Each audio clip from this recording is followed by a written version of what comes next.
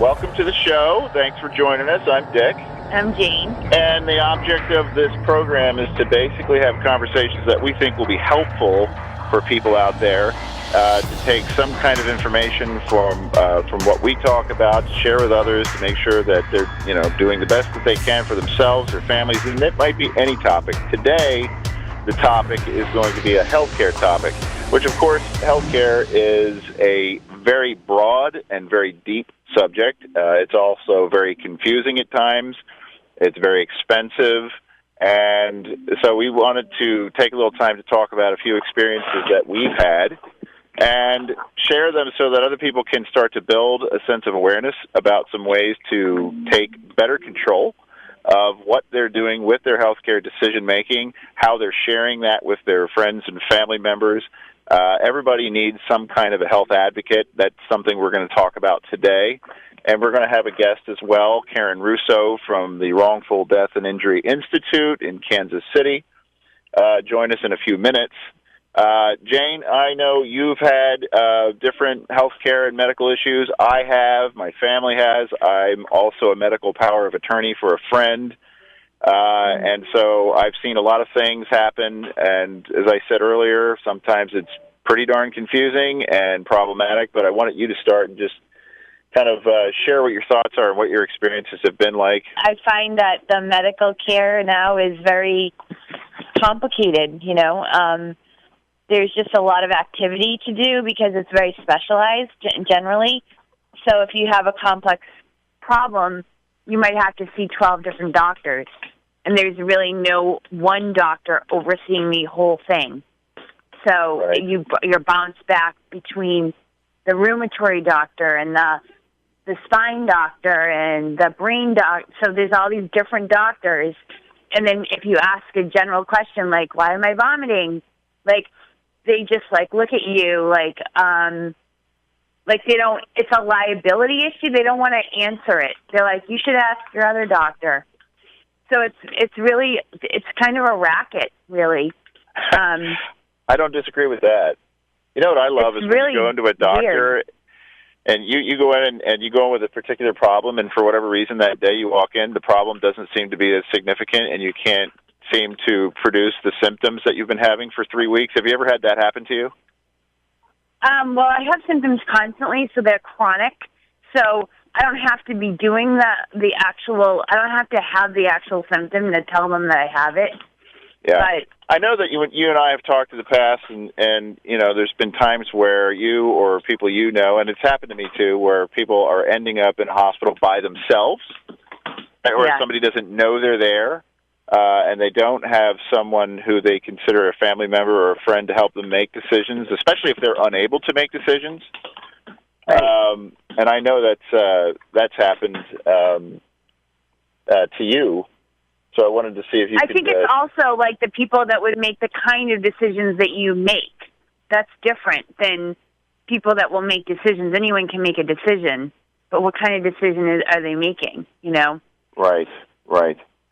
Well, I can tell you that, in my experience, as I referred to earlier with a friend that I'm medical power of attorney for, if I were not there, if I were not helping, if I were not present at different times or on the phone, a lot of decisions would be made that would be to her detriment. And so I've taken that on because I'm a friend. I would obviously do it for family members too, because I have found that in many cases, hospitals, doctors, hospital ethics committees, that's a big one, will make decisions for people and at times not even communicate them, that these decisions have been made, or they will force them. I mean, we won't get into this topic deeply now, but I'm sure people have seen in the news there was a medical kidnapping case in Boston where a young girl is being held against her parents' wishes in a hospital for reasons that weren't even being communicated to the parents, and that's been an ongoing struggle. It's things like this. I know I was involved with a case where a woman was literally being held prisoner in a hospital for months while her Medicare was being drained, and they weren't helping her. They weren't giving her anything. So I think, between your experiences, my experiences, the main topic here is how the heck do people gain some kind of control over preventing these things? Because I've always kind of maintained that when you walk into a hospital, you are effectively leaving the country, so to speak, that you're almost kind of walking into a new country because they speak their own language and they have their own laws, Sure. and the average person isn't aware of these types of things. Yeah. So I think with that, there is one thing that we can talk about on this particular program and hopefully in future programs that will give people a better sense of control, and that's that information is going to come from our guest, Karen Russo, again, who is the president of the Wrongful Death and Injury Institute in Kansas City. And Karen works across different healthcare spectrums, let us say, but with a particular commonality in the notion of the advanced directive, those documents that are so vital for people to have individually as families, especially, for instance, when children are now crossing into adulthood and have become 18. Karen, welcome to our program. Welcome to the Dick and Jane Show. Thank you. It's a pleasure to be here. Well, I know from talking with you in the past that you do some pretty impressive work, and it helps a lot of different types of people in different walks of life, but it all seems to, at least in some ways, come down to how they can best protect themselves and their loved ones. And so we're interested to know what your thoughts are and how people can go about learning more and doing something on that front. I think one of the key problems that we face here at the Institute when we get calls is first a lack of knowledge on part of the individual calling us about what their responsibility is and what the responsibility of their physician is, or the hospital is, or the contracted medical care provider in the case of jails and the prison system. A lack of knowledge literally can be a killer across the board, and it's one of the main things that we fight here. It's one of the key things that we are relentless about, and that is providing information to people that are literally lost. And if you have a complex problem, and even if you don't, let's just say you've got one or two problems, they're not major, but you're going to more than one physician, and you do have a primary care physician. And her comment was if you're going to multiple physicians in different disciplines, it's like herding cats to find out information one from the other, and they do not cross-communicate. And that is one of the biggest problems outside here in free society, and it's one of the main problems within the correctional system in the United States. However, the way the prison system operates, that's standard operating procedure. They do not want to cross-communicate, and that is a premeditation on their part to deflect liability of any kind. Out here in free society, that it's usually a liability issue. I think I agree with that to a point, and then the other side of the coin is I think it's a form of laziness on the part of the physician or the doctor's office in a failure to communicate or even follow up. And that's where personal responsibility has to come in. Short of a patient literally managing your own documentation with each doctor that you go to, and then making sure that your primary care physician has all of the documentation and records from all of the outside physician expert consults that you've gone to, that falls on the patient. The doctor is not going to go out of their way to go grab those unless you force them to go do it by a written request or you do it yourself. And when she was saying this, what came to my mind was the difference in healthcare delivery at a local level and healthcare delivery at the Mayo Clinic. And I only bring up the Mayo Clinic from the standpoint that I have personal knowledge of that clinic and experience from that clinic, and I will tell you that this problem of multiple doctors does not exist. Well, let me ask you a question there. As far as what you've been talking about with regard to free society and what goes on in, let's say, prison systems, I want to make sure that the listening audience understands why we're talking about those two very different areas. You have a lot of experience in working with families who unfortunately may have a loved one in a prison system or in a jail system, and yet there's also correlation between the things that happen in that environment and can also happen in free society. What have you developed as a means to enable these folks to protect themselves regardless of where they are? Well, it's a two-pronged thing. We have key medical documents that we have customized for inmates and their families to get into the inmate, to get them executed, signed, and sent back out so we can send them back into the appropriate departments and individuals that need to have those. Without those documents, family members do not have the ability to request information, to request records, to make end-of-life decisions if that inmate ends up in a coma or is not able to talk. It doesn't necessarily even have to be in a coma. I see. So for you, this is sort of where it began? Is that where the development of this process began? Process of these documents? Yes. Yes.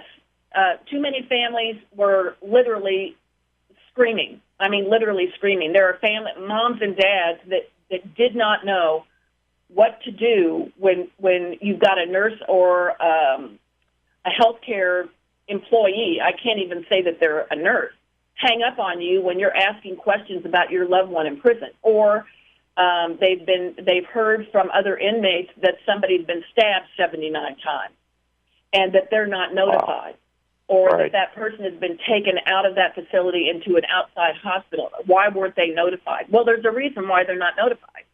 It's because certain documents are not in place. So it becomes heart-wrenching, especially when somebody dies. And when somebody dies, there is a document that we provide that requires the system to notify that family member of that problem and that event. When those documents aren't in place, I can tell you from experience that families have not been notified anywhere from 5 days to 5 months. Well, it's an interesting thing across the board, because whether or not listeners are aware of the prison population, one might think that, well, what does this have to do with me? I don't know anybody in prison. I'll tell you what it has to do with you. U.S. prison population is 2.3 million. That's the population of people in prison. Each year, 640,000 are released either on a 12-12 sentence or parole. And what I mean by a 12-12 sentence is they have served all of their time. So you have 2.3 million in, 640,000 a year being released. You've got 11 million, you've got people going to jail over 11 million times a year. And what that means is most of them have not been convicted. Some are going to make bail in X number of hours or days or weeks, and others have to sit there because they don't have the money to make bail, and they have to sit there until trial date. So then you have that population on top of the 2.3 million. Now, what does that mean? Well, they've got to provide health care. It's a constitutional requirement to provide health care to the inmates. Now, John Q. Public is going to go, what do I care? Why do I care if they get health care? Well, number one, because they have to. Whether you like it or not, it's a constitutional requirement.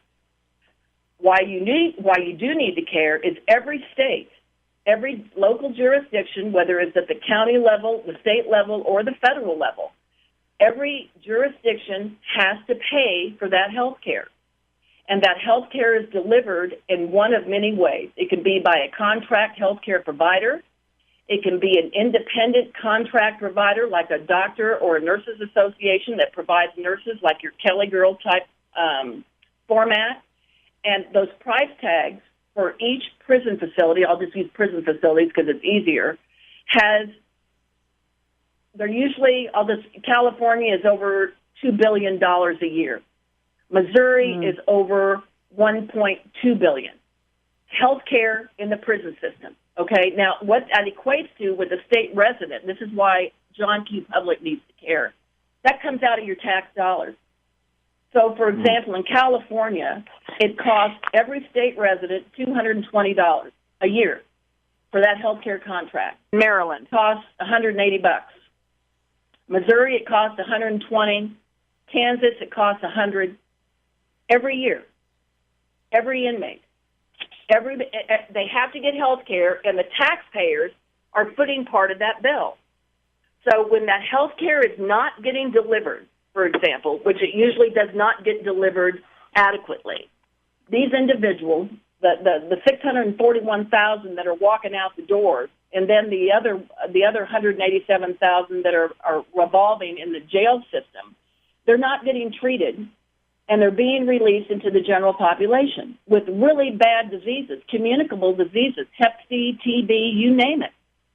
And I always tell families or individuals when they want to argue about this, why do I care? I don't care if they get health care. Well, my pushback is, do you go to fast food restaurants? Well, yeah. You go to regular restaurants, upscale restaurants, you go to yeah. Who do you think's washing your dishes? Who do you think is touching your utensils? 9 times out of 10, it's going to be an ex-offender who can't find employment anywhere else. And if they're sick, and if they haven't gotten health care in, they're probably not going to get it out because they don't have the finances to go get it. If they're on Medicare or Medicaid, they may get treated, they may not, they may go, they may not. So then all of these diseases come out here, and that drives up the premiums for your individual health care contract, your own. So it drives the cost. Everything is a domino effect. Sure. So you may not care that they're in there. You may not care that they're not getting health care, but you will care one way or the other whether you realize it or not, because you're going to be paying for it in more than one way. Well, I think the platform of this program is, based on the idea that a human being should have some level of care regardless. I don't think that the attitude from anyone here on this program is that someone shouldn't be given help or aided in some way, but it does seem like there is complacency at the very least on the issue of prison health care. It's probably very little known amongst the average person in the United States that they probably don't know that there are 2.3 million people in prison. That's an incredible number. And they don't know that they're literally being pumped back into society, potentially sick, without proper care, bringing that into public and private hospital environments, restaurant environment, anywhere, really. Potentially causing a whole new level of problem for society at large. Yes, and don't forget the prescription drug issue. Prescription drugs are given freely, or any kind of drug is given freely in the prison system.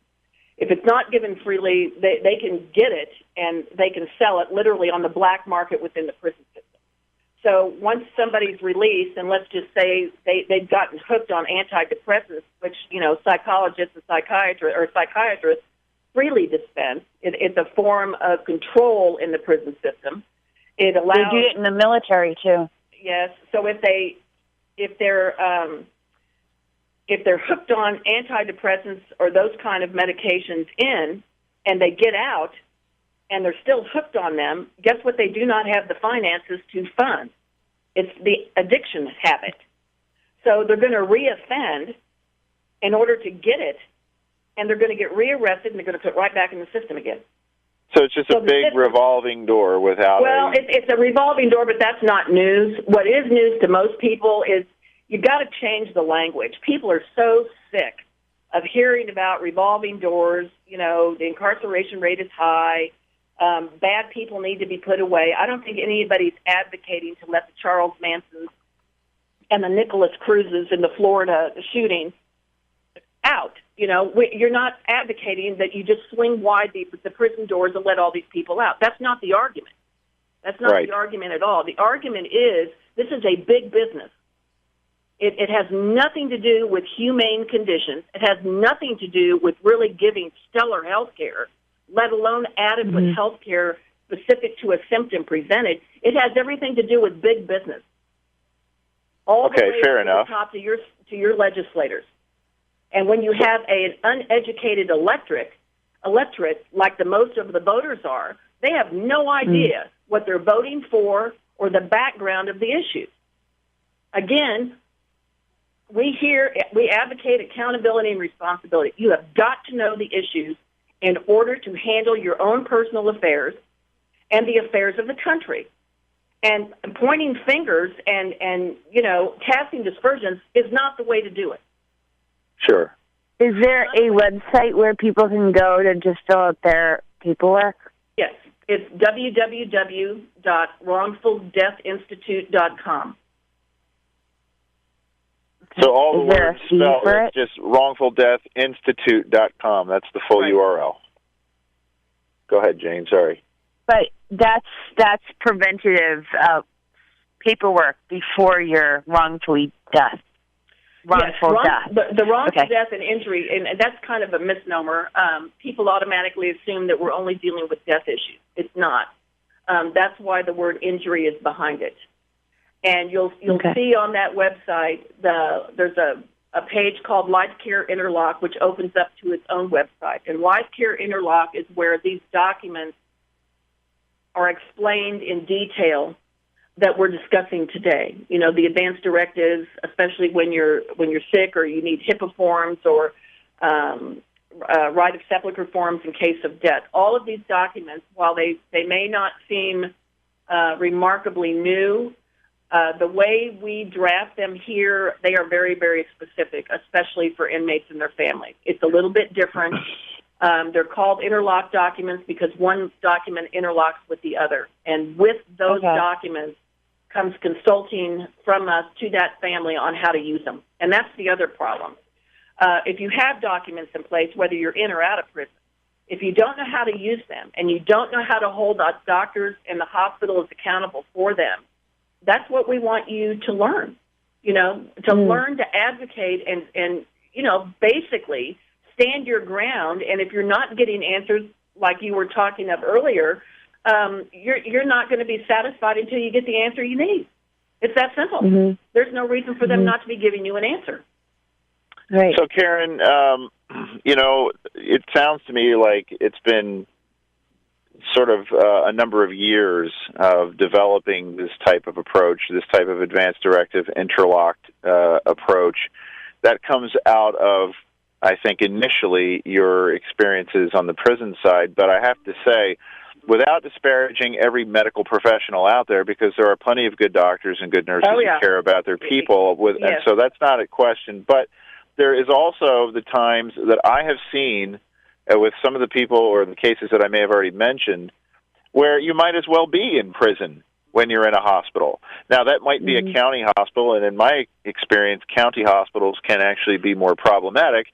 Again, not trying to cast aspersions on every single one of them, but necessarily, I know that the average county hospital is oftentimes cash-starved for reasons that we can maybe get into in another program, but they need their beds filled, right? That's not necessarily a good thing. I used to work for an emergency-based service provider, healthcare service provider, and it required that I would walk into, different county hospitals just to pay communication visit with the people that we were interacting with, et cetera. And I recall walking in and saying, well, how are things going today, guys? And the answer would be, well, not very good. The beds are empty. And I couldn't help thinking, well, that sounds like a good day. Isn't that kind of a good day for the community? It would be for my family if I knew that we were all home safe and not needing to be in a hospital bed. But from a financial perspective, hospitals oftentimes maybe are forced through this corporate model to view their patients as cash-producing widgets. Well, what do you have to say about that? Honestly, if it was somebody that was arguing with me in my office, I'd say, get with the program here. This is reality. This is what it is. You really got to get down to the brass tacks and the root of how medicine is. Now, is medicine a business? Well, no, but they need finances to advance medical techniques, surgery, all of this stuff. Is it? I argue with people when they say, "Golly gee whiz, it's just terrible that they do X, Y, Z." To me, that is just like Lucy and Linus, and Lucy's just going blah blah blah blah blah blah blah. It doesn't mean anything to us. That's just rhetoric to us. Well, of course, it's a business. They have to pay the lights. I mean, everyone's really expensive medically. If I owned a hospital, it would. I mean, typically the people wouldn't be worried about it, but the people that own the hospital Right. would be. Yes, absolutely. I mean, they'll get laid off if they don't have patients. I mean, that's their job. That's right. And I think the other problem with the delivery, and it's not on the part of the hospitals or the physicians, the cross that hospitals and physicians, let me rephrase that, the cross physicians have to bear is dealing with individuals who refuse to think about their own mortality, putting in place the key documents that are needed, and facing the reality that in certain situations, when they give you a diagnosis and they're basically telling you you're not going to make it, not to demand or require of them to do medical techniques, medical surgeries, medical whatever, unless they need experimental type things, if you're willing to be an experimental patient that way, but not to demand it as a last-ditch effort because you're afraid to face your own mortality. And this is a problem with majority of individuals out in society. They do not talk about their own death. They don't talk about it, and they don't plan for it. It's like my grandmother. She's 92 years old, and I'm asking my dad, like, do you have any plans? I mean, not that I'm, like, being fatalistic, but do you have any plans for, like, your mother's death? Nothing. And this happened when my grandfather died. He was a cardiologist, and I had adults that were, like, just oblivious, and I had to do everything. I had to organize it, pay for it. Like, I'm ready to pay for my grandmother's funeral right now, but it's like no one will work together. Like, I'm going to have to do everything from scratch.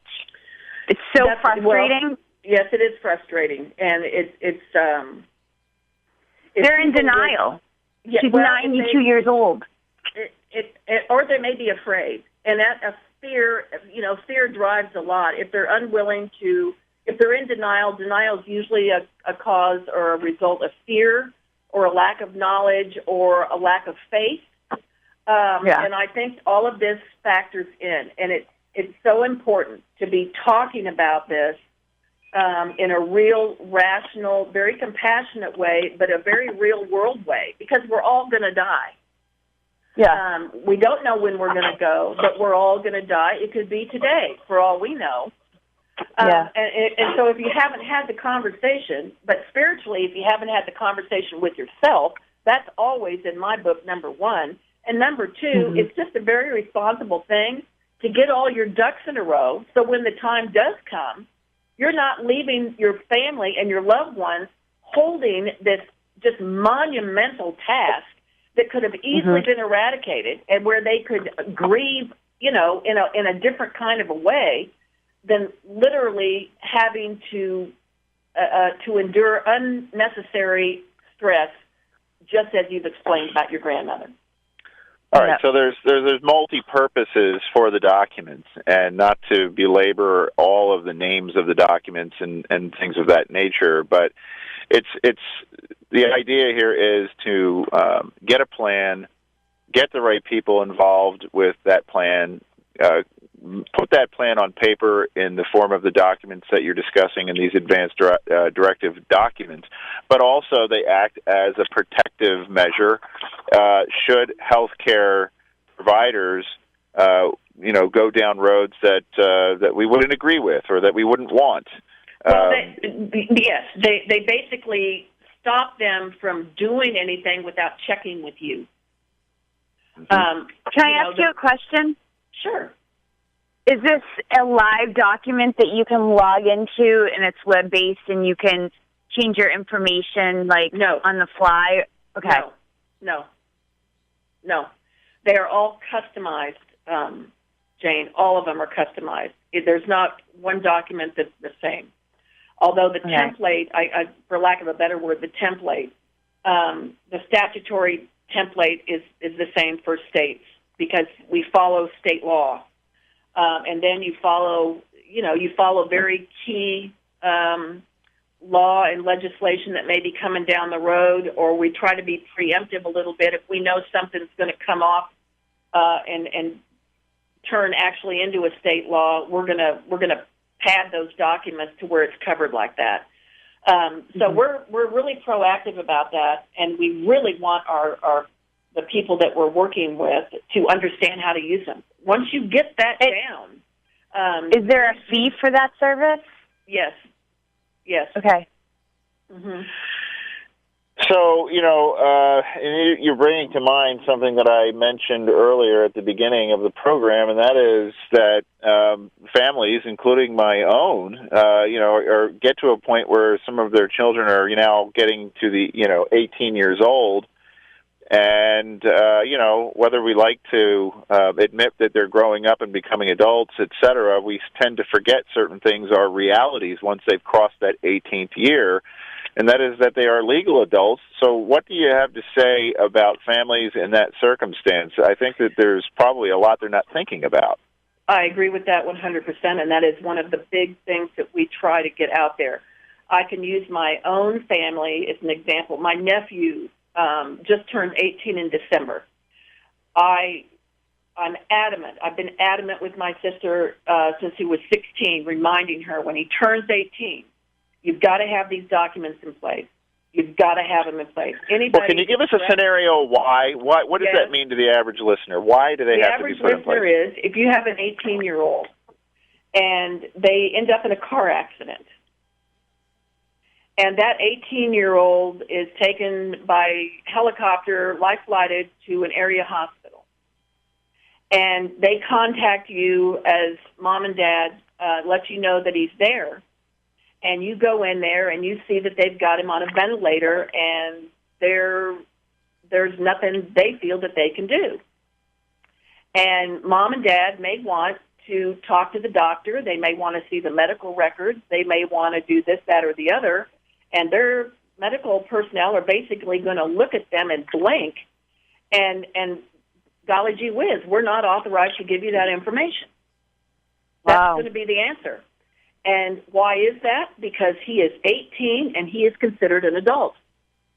Now, where it gets really just heart-wrenching is if you have a hospital that wants to pull that individual off of a ventilator, and let's just say they've been there a while. Let's say they've been there 30 days, and there are no brain waves. He has been certified as brain dead, and mom and dad don't want that to happen.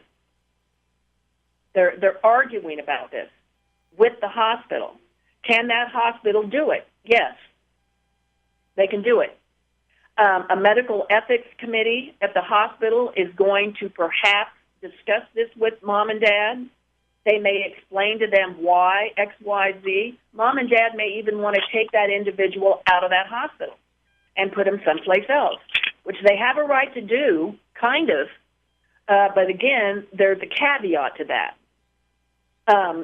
That hospital, in some cases, doesn't necessarily have to release him to mom and dad to have him moved. Seen that in many different instances in the for a while, but in the last few years, even kids much younger than 18 that you would think the parents would naturally have the right to make decisions for. Yes. And again, it goes back to arming individuals on how to make their argument. That you have to understand the facts, you have to understand how it works, and you have to understand how to stand your ground in a logical, respectful, very methodical way so the people that you're dealing with understand where you're coming from. And when you have these documents in place, it makes it a lot more difficult for them to flex their muscles.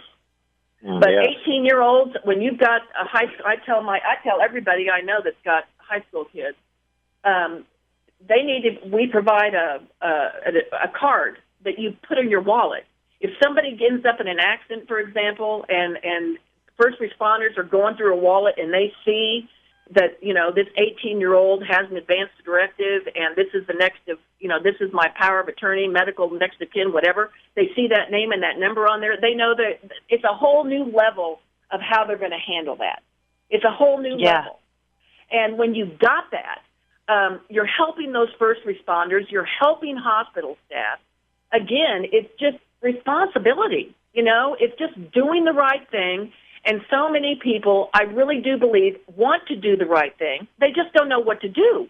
Well, this has all been very helpful, and I think that the listening audience, for anyone interested in learning more, that they ought to visit wrongfuldeathinstitute.com to go and learn more about the advance directive documents that can be put in place to protect, to plan, to be prepared, and ultimately, especially for children transitioning into adulthood. And I think we forget sometimes that even though they are adults, they still need their parents for certain things, especially at that younger adult age. And this is a way to protect them and prevent. Nobody thinks that these things are going to happen to them. I always kind of view it, like I said, I think recently to you, Karen, that we're all kind of like a pack of gazelles, and we go up to the water's edge to drink, and we think, well, someone's going to get an alligator, biting them on the face and dragging them into the water, but it's not going to be me.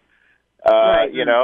Not true. Unfortunately, bad things do befall any of us at any time, like you said.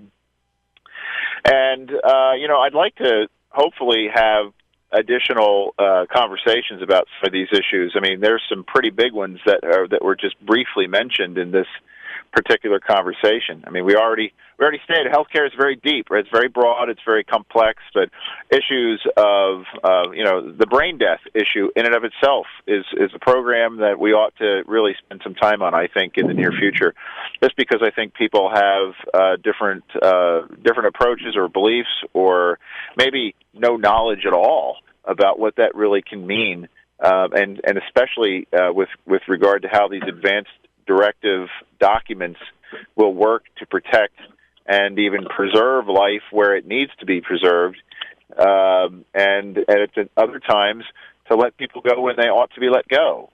Those are things that, we know, like you say, we don't want to grapple with these things on a daily basis, and suddenly it's too late and we're being faced with it without preparation. In any case, Jane, I'll leave any last comments to you. Even smart people need to take it seriously and look into paperwork and not wait till it's too late, and, maybe not rely on their family if they're not capable of it, and just stop living in reality. Start living in reality, stop living in denial. Right.